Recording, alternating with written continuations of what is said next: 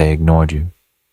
Throughout the relationship, your needs were background noise they didn't attend to. Your desires were requests they minimized. Your attempts at intimacy were advances they deflected. You were there, present, available, offering yourself, and they looked past you. Looked past your availability to maintain their defended distance.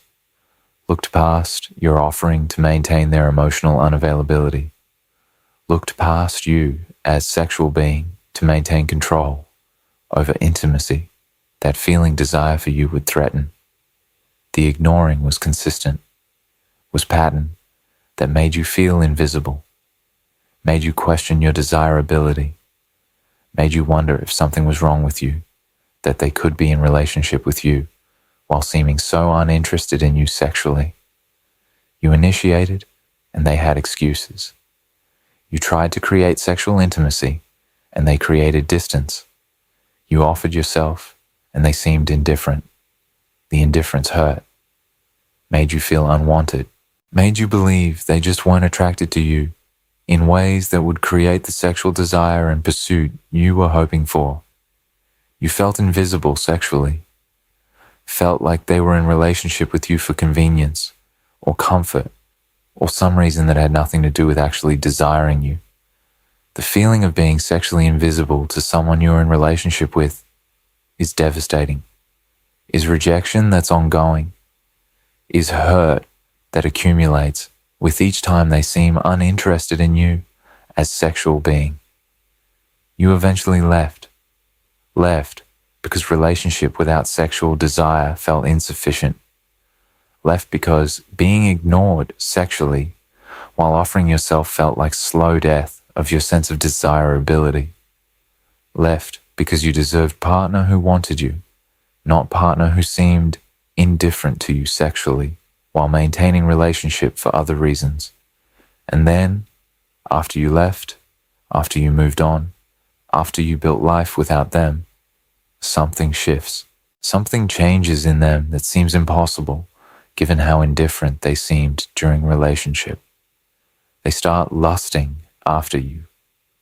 Not mild attraction, not casual interest, intense sexual desire that consumes them.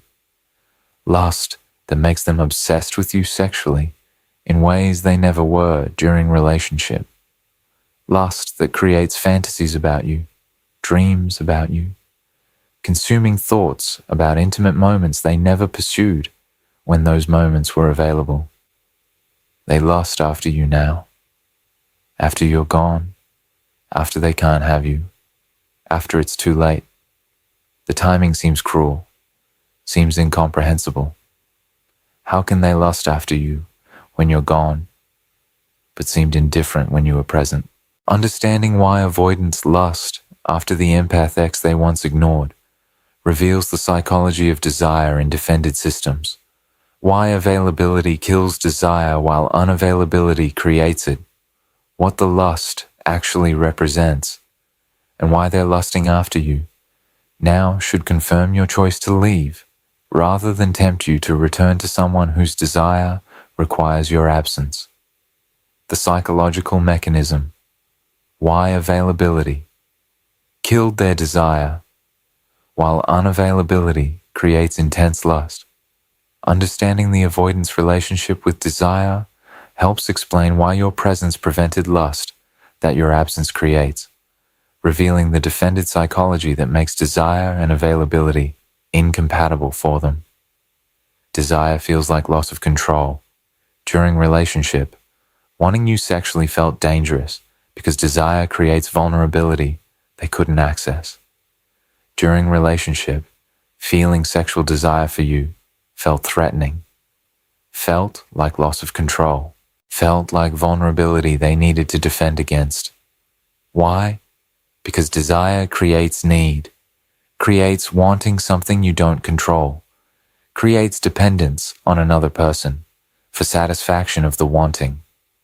All of this felt dangerous to their defended system. Felt like desire would make them vulnerable, would give you power, would create dependence that could lead to hurt if you withdrew what they desired.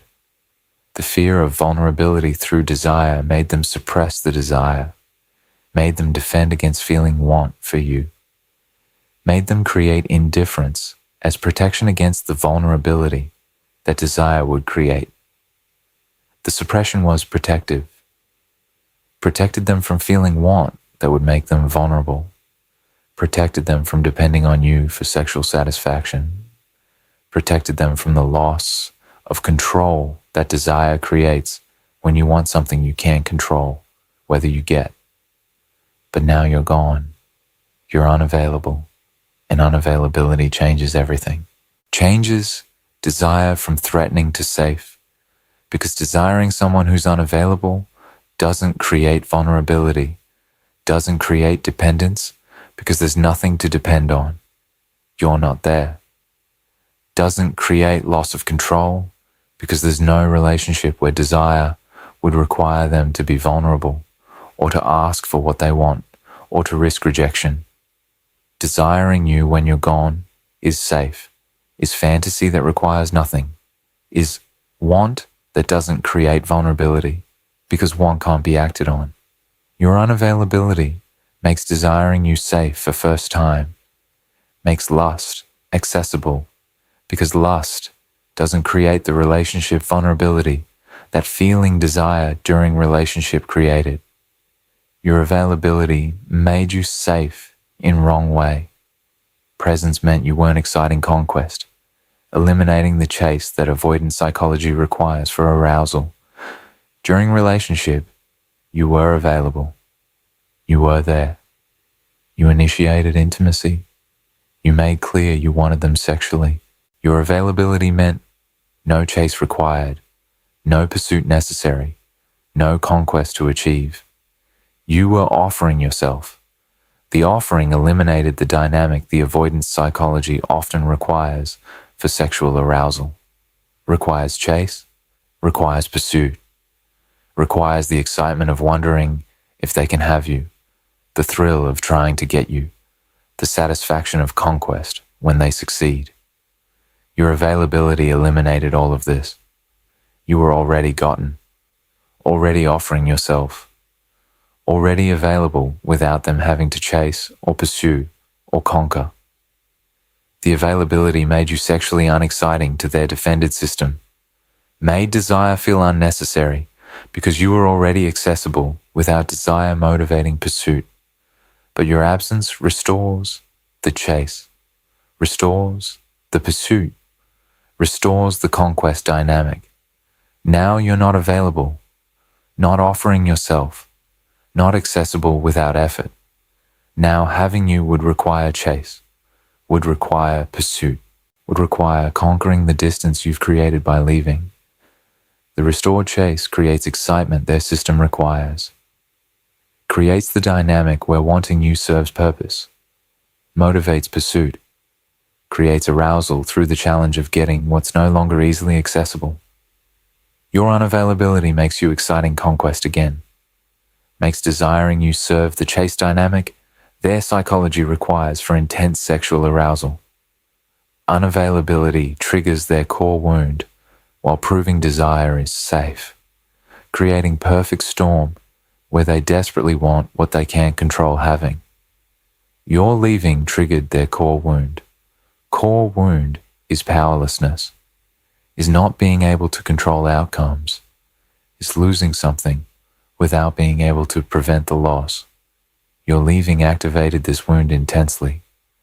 They're powerless to have you, powerless to control whether you return, powerless over the situation in ways that trigger the wound. Their entire defended system exists to prevent triggering. But the powerlessness combined with your unavailability creates something specific, desperate wanting of what they can't control having. The combination is perfect storm. They want you desperately. Want is fueled by the wound activation, by the powerlessness, by the fact that they can't have you. And wanting you is safe. Safe because you're not there to be vulnerable with. Safe because wanting someone unavailable doesn't create relationship vulnerability. The combination creates intense lust. Lust fueled by wound-driven, desperate wanting. Lust that's safe, because wanting someone gone doesn't require being vulnerable with them. Lust that's consuming, because it combines desperate want with complete safety, since want can't be acted on in ways that would create the vulnerability they defended against during relationship. Your unavailability while triggering their wound creates their most intense desire, creates lust that's about wanting what they've lost, what they can't control having, what activated their wounds through being lost. The lust is wound-driven want that feels safe because you're not available to create vulnerability that acting on the want would require. What the lust actually represents, why it's not about you as person, but about what your absence creates. Understanding what drives the avoidance lust helps you see it's not about genuine desire for you, but about psychological dynamics your unavailability creates. The lust is mourning, disguised as desire. They're grieving the loss by obsessing about physical intimacy they took for granted. The lust isn't primarily sexual, is mourning, is grief about loss disguised as sexual desire. They lost you. The loss created grief. But grief requires vulnerability, requires acknowledging they cared, requires feeling the pain of loss in ways that expose how much you mattered. Grief is vulnerable, lust is safer, can mourn through obsessing about physical intimacy instead of through acknowledging emotional loss, can process grief about losing you by fantasizing about sex instead of by feeling the pain of missing you as whole person. The lust serves the grief, lets them mourn in defended way, lets them process loss through sexual obsession instead of through emotional vulnerability. They're grieving that they took your availability for granted, that they ignored what was being offered, that they lost access to intimacy they didn't value while having it. The grief is real. The expression through lust is defended, is them mourning through sexual obsession instead of through acknowledging the emotional significance of what was lost. The lust represents grief, represents mourning, represents them processing loss in only way their defended system can process, through sexual fantasy and obsession, instead of through vulnerable acknowledgement of emotional loss. The lust is about control they lost.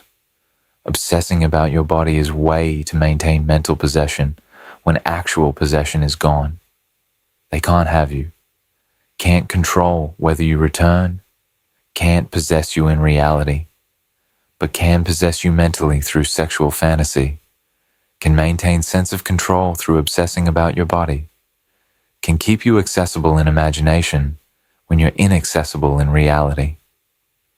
The lust serves control needs, serves their need to maintain some form of possession when actual possession is impossible. Sexual fantasy is form of mental control, is them having you in imagination because they can't have you in reality, is maintaining access through obsessive thinking about intimate moments because actual access is gone. The obsession creates illusion of control, creates sense they still have you in some form even though they don't have you at all.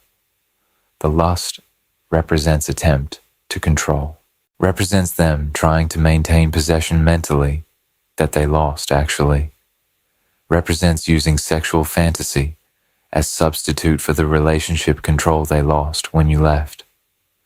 The lust is about ego repair.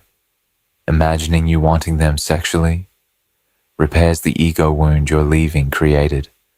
Your leaving wounded their ego, wounded it by proving they're not as significant as their ego needed to believe, wounded it by you choosing yourself over them, wounded it by demonstrating you don't need them. The ego wound needs repair, needs something to restore their sense of significance. Sexual fantasy provides the repair. In fantasy, you want them. In fantasy, you desire them intensely. In fantasy, You're pursuing them sexually in ways that prove their desirability and significance.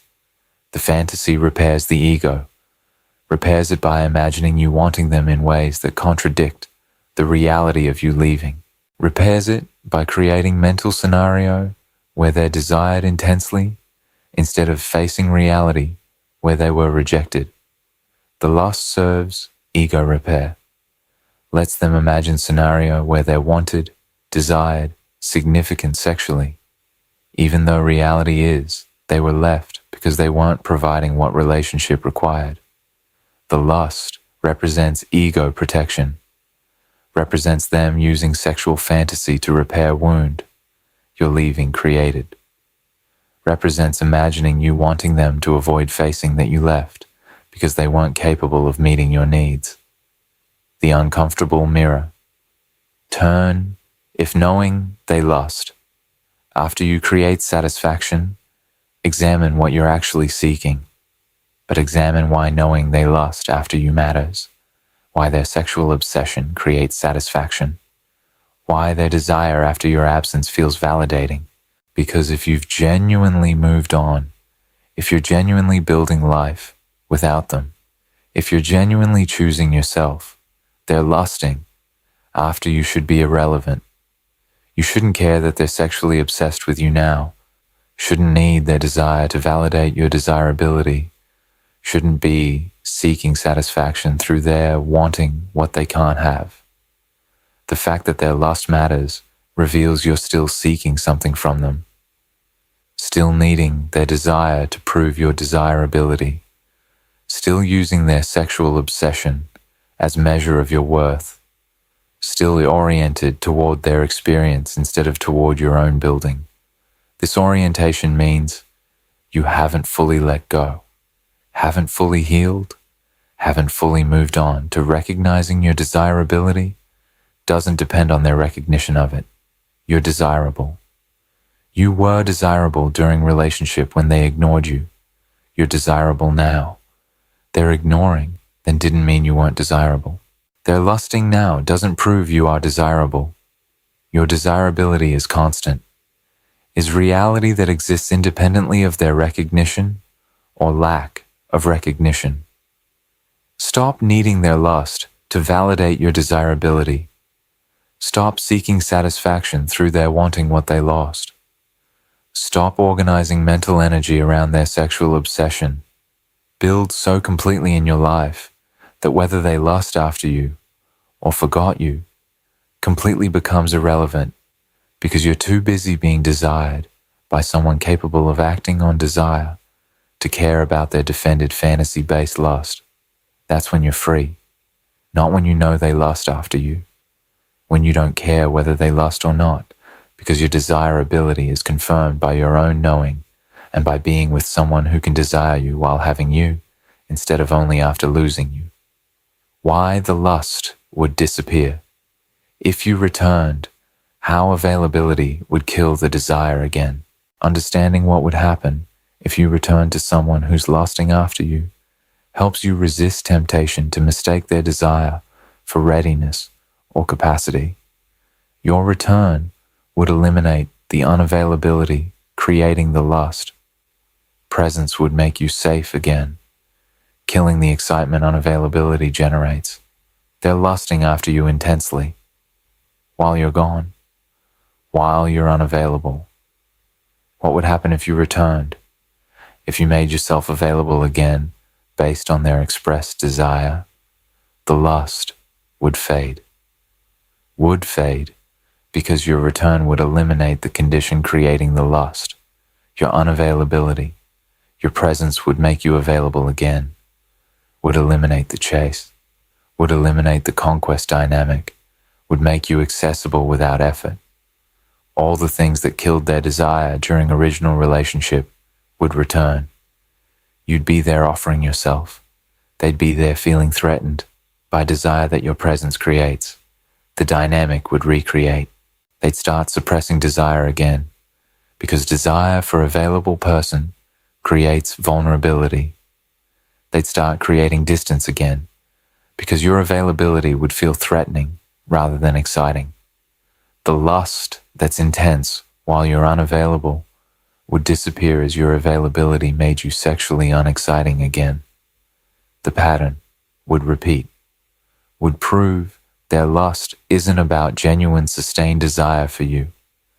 It's about dynamics your unavailability creates that your availability eliminates. Your needs would trigger their defended position.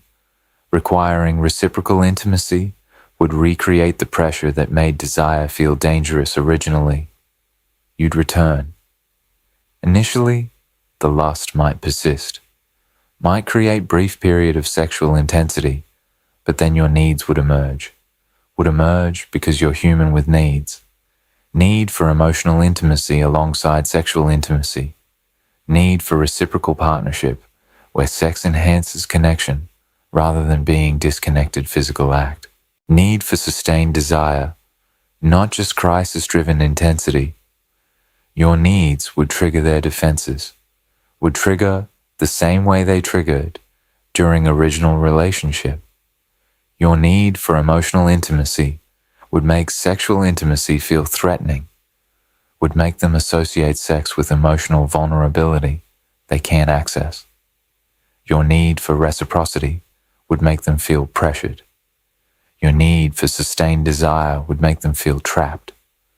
The triggering would recreate defended position, would make them withdraw sexually, would make them suppress desire again, because your needs make desire feel dangerous rather than exciting. Your needs aren't the problem, are reasonable requirements for functional relationship. But your needs trigger their wounds. Wounded response is defending. Defending kills desire. The cycle would repeat. Your return creating your presence revealing your needs triggering their defenses killing the desire your unavailability was creating. The fantasy would collide with reality. Imagined perfect sexual connection can't survive actual intimacy, requiring emotional vulnerability. They still lack. The lust exists in fantasy. In fantasy, sex is perfect, is purely physical without emotional component, is exciting without being vulnerable, is satisfying without requiring reciprocal emotional intimacy. Fantasy can be perfect because fantasy has no reality constraints, but your return would bring reality where sex involves actual person with actual needs. Reality where intimacy creates emotional vulnerability. Reality where sustained sexual connection requires emotional connection they still can't access. The collision between fantasy and reality would destroy the lust, would prove that what they're lusting after is fantasy version of you, not actual you. Fantasy you has no needs. Actual you has legitimate needs for emotional intimacy. Fantasy sex requires nothing. Actual sex in relationship requires emotional vulnerability. The gap between fantasy and reality would kill the lust, would recreate original dynamic, where their wounds make them unable to sustain desire for actual person with actual needs, even though they can maintain fantasy-based lust for imagined version of you that requires nothing from them. The specific ways the lust manifests, what their sexual obsession actually looks like in practice. Understanding how the avoidance lust manifests helps you see it as defended psychological response rather than as genuine desire that indicates readiness. They fantasize compulsively, using sexual thoughts about you to manage anxiety. Proving lust is regulation strategy, not genuine desire. The lust manifests as compulsive fantasy. They think about you sexually constantly. The thinking isn't occasional, is intrusive, is consuming their mental space. They're having sexual fantasies about you throughout the day, during work, during interactions with others, before sleep, upon waking. The compulsive quality reveals the fantasizing serves function beyond desire, serves anxiety regulation, serves to manage uncomfortable emotions through sexual thoughts that feel safer than emotional processing. Feel anxious about something unrelated. Think about you sexually. Feel uncomfortable emotion. Fantasize about intimate moments. The sexual thoughts manage the anxiety. Provide regulation. Provide escape from uncomfortable internal state. The compulsive fantasizing proves the lust isn't primarily about genuine desire for you, is about using thoughts about you sexually to regulate internal states that feel unmanageable, is them using you as mental object that provides regulation through sexual fantasy. The compulsiveness reveals limitation, reveals the lust is more about their internal regulation needs than about actual desire for partnership with you. They idealize sexual connection that never existed, remembering intimacy as perfect when reality was disconnected and unsatisfying. The lust manifests as idealization. They remember sexual connection as amazing, as perfect, as best they ever had. But the idealization contradicts reality. Reality was, sex was disconnected, was them being physically present while emotionally absent. Was you feeling used because intimacy had no emotional component? Was unsatisfying because physical connection without emotional connection left you feeling empty?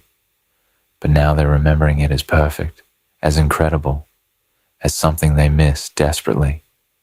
The idealization serves the lust, lets them fantasize about perfect sexual connection that never actually existed, lets them avoid remembering that actual sexual intimacy was insufficient because their emotional unavailability made it disconnected.